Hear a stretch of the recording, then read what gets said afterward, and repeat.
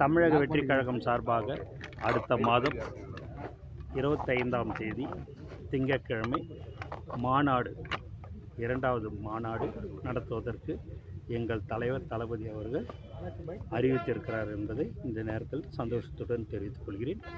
மேலும் தலைவர் அவர்களுடைய அறிவுறுத்தலின்படி இன்று காவல்துறையிடம் மனு கொடுக்கப்பட்டிருக்கிறது.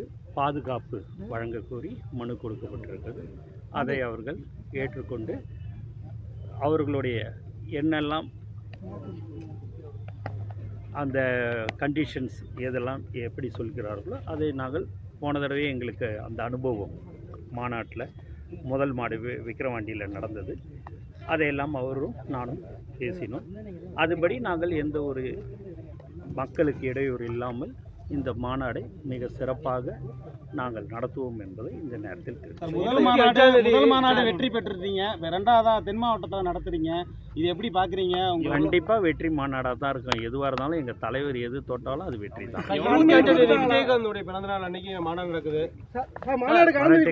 மாநாட்டுக்கு செய்தியாளர்களுக்கு அனுமதி இருக்கா சார்? காவல்துறை சார்பில் இல்ல இல்ல சார், மாநாட்டுக்கு செய்தியாளர்களை உள்ள விடுவீங்களா, எடுக்க விடுவீங்களா? எங்களெல்லாம் செய்தியாளர்கள் விடுவீங்களா?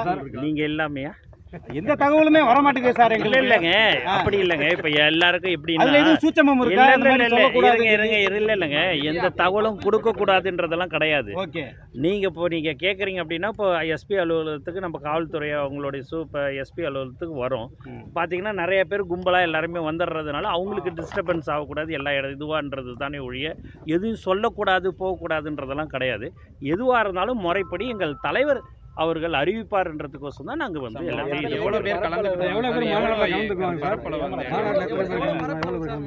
கலந்துக்குவாங்கன்றது இனி ஒரு உங்களுக்கு தெரியும். போன மாநாட்டில் எவ்வளோ பேர் கலந்துக்கினாங்கன்றது தெரியும். அதோட இங்கே அதிக அளவில் இருப்பாங்கன்றது. எத்தனை ஏக்கர் பரப்பளவு சார் தலைவர் ஆய்வு பண்ணுறதுக்கு வருவாரா? எத்தனை ஏக்கர் பரப்பளவு நடத்துறீங்க? மொத்தம் வந்து 506 ஏக்கருங்க. அதில் வந்து பார்க்கிங்கும் சேர்த்து இருக்குது.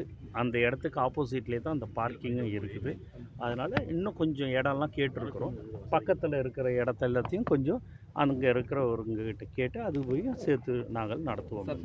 சாதகமாக இருக்குமா தாவேகாவுக்கு? எல்லாமே தமிழ்நாடே சாதகமாக இருக்கும். செய்திகளை உடனுக்குடனும் துல்லியமாகவும் தெரிந்து கொள்ள சப்ஸ்கிரைப் பண்ணுங்க.